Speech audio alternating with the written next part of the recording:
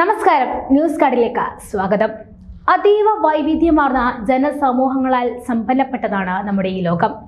സ്വന്തമായ ആചാരങ്ങളും അനുഷ്ഠാനങ്ങളുമായി ഒറ്റപ്പെട്ട് ജീവിക്കുന്ന ഗോത്ര സമൂഹങ്ങളുടെ എണ്ണം ഇന്ന് കുറഞ്ഞു വരികയാണെങ്കിലും അവശേഷിക്കുന്ന ഗോത്ര സമൂഹങ്ങൾ ഇന്നും തങ്ങളുടെ പാരമ്പര്യങ്ങളും മുറുകെ പിടിച്ച് ജീവിക്കാൻ ആഗ്രഹിക്കുന്നവരാണ്.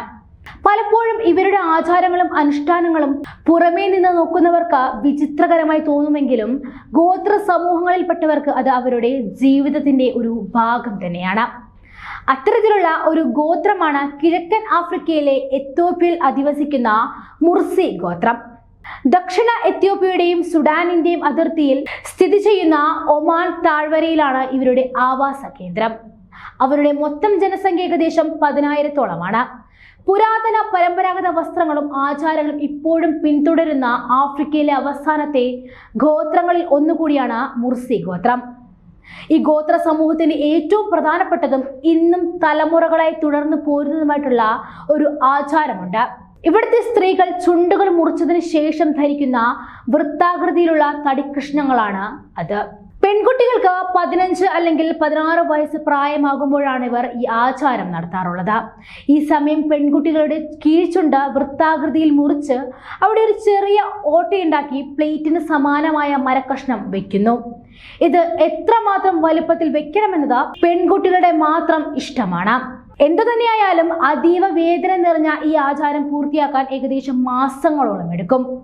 മുറിവ് ഉണങ്ങിയതിനു ശേഷം ഇവർ ഈ മരത്തിന്റെ കഷ്ണം അവിടെ നിന്നും ഊരിമാറ്റുമെങ്കിലും ഇവരുടെ ഗോത്രത്തിൽ വളരെ സുപ്രധാനപരമായി കരുതുന്ന വിവാഹം, പുരുഷന്മാർക്ക് ഭക്ഷണം നൽകൽ, പശുക്കളെ കറക്കൽ തുടങ്ങിയ സന്ദർഭങ്ങളിൽ യുവതികൾ ഇത് നിർബന്ധമായും ധരിക്കണം. ലിപ് പ്ലേറ്റ് എന്നാണ് ഇത്തരത്തിൽ കീഴ്ചുണ്ട് മുറിച്ച് തടിക്കഷ്ണങ്ങൾ കൊണ്ടുള്ള പ്ലേറ്റുകൾ ഘടിപ്പിക്കുന്നതിന് പറയുന്ന പേര്. ഇങ്ങനെ ചെയ്യുന്നതിന് നിരവധി വ്യാഖ്യാനങ്ങളുമുണ്ട് കേട്ടോ. ഒന്നാമതായി ഇത് ഒരു സൗന്ദര്യ ചിഹ്നമെന്ന് വിശ്വസിക്കപ്പെടുന്നു. ഭർത്താവിന് ഭക്ഷണം വിളമ്പുമ്പോൾ ഈ ഗോത്ര സമൂഹത്തിലെ സ്ത്രീകൾ ഇത് അഭിമാനത്തോടെയാണ് ധരിക്കുന്നത്. അത് സ്ത്രീകളുടെ പുരുഷനോടുള്ള പ്രതിബദ്ധതയുടെയും സ്നേഹത്തിന്റെയും പ്രതീകമായിട്ടാണ് ഇവർ കരുതുന്നത്. അതുകൊണ്ട് തന്നെ ഭർത്താവിന്റെയും മരണശേഷം ലിപ് പ്ലേറ്റ് നീക്കം ചെയ്യപ്പെടുന്നു.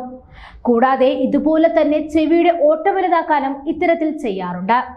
ഓരോ സ്ത്രീയും സ്വന്തം പ്ലേറ്റ് ഉണ്ടാക്കുകയും അതിൽ ചില അലങ്കാരങ്ങൾ ഉൾപ്പെടുത്തുന്നതിൽ അഭിമാനിക്കുകയും ചെയ്യാറുണ്ട്. അവസാന വ്യാസം ഏകദേശം 8 സെന്റിമീറ്റർ മുതൽ 20 സെന്റിമീറ്റർ വരെയാണ്. 1990-കളിൽ ബെൽക്കിത്തും കോർട്ടറും അവകാശപ്പെടുന്നത് മുർസിയുടെയും സുർമയുടെയും സ്ത്രീകൾക്ക് അവരുടെ ലിപ് പ്ലേറ്റിന്റെ വലിപ്പം വധുവിലായി നൽകുന്ന കന്നുകാലികളുടെ എണ്ണത്തെ സൂചിപ്പിക്കുന്നു എന്നതാണ്. അതുപോലെ തന്നെ ഈ ഗോത്ര സമൂഹത്തിന്റെ ഐഡന്റിറ്റിയുടെ ഒരു ഭാഗം കൂടിയാണ് ഇതിനെ കരുതുന്നത്. അതേസമയം തെക്കൻ അമേരിക്കയിലെ ചില ആമസോണിയൻ ഗോത്രങ്ങൾക്കിടയിലെ യുവാക്കൾ പരമ്പരാഗതമായിട്ട് ലിപ് പ്ലേറ്റ് ഉപയോഗിക്കുന്നു എന്നും കണ്ടെത്തിയിട്ടുണ്ട്. പാരമ്പര്യത്തിന്റെ പിന്തുടർച്ചയാണെങ്കിലും ഈ ശീലം അണുബാധയിലേക്ക് നയിച്ചേക്കാം. പ്രത്യേകിച്ച് സുഷീരത്തിന്റെ പ്രക്രിയയിൽ ഉമിനീര് ഒലിക്കുക, ഭക്ഷണം കഴിക്കുക തുടങ്ങിയ വായയുടെ സാധാരണ പ്രവർത്തനങ്ങളെയും ഇത് സങ്കീർണമാക്കുന്നു. പ്ലേറ്റ് ഉരസലിന്റെ അനന്തരഫലമായി മോണയിൽ പ്രകോപനമുണ്ടാകാം. ഇത് ബന്ധപ്പെട്ട മോണ രോഗങ്ങളിലേക്കും നയിച്ചേക്കാം. പല്ലുകൾ വിടരൽ, മോണയൊലിപ്പ് എന്നിവയും സംഭവിക്കാം. ഏതൊക്കെ ആചാരത്തിനായാലും അനുഷ്ഠാനത്തിനായാലും പല വിധത്തിലും വ്യത്യാസങ്ങളുണ്ട്. അതേസമയം അതിൽ ചില ദോഷങ്ങളുമുണ്ടെന്ന് നമുക്ക് മനസ്സിലാക്കാം.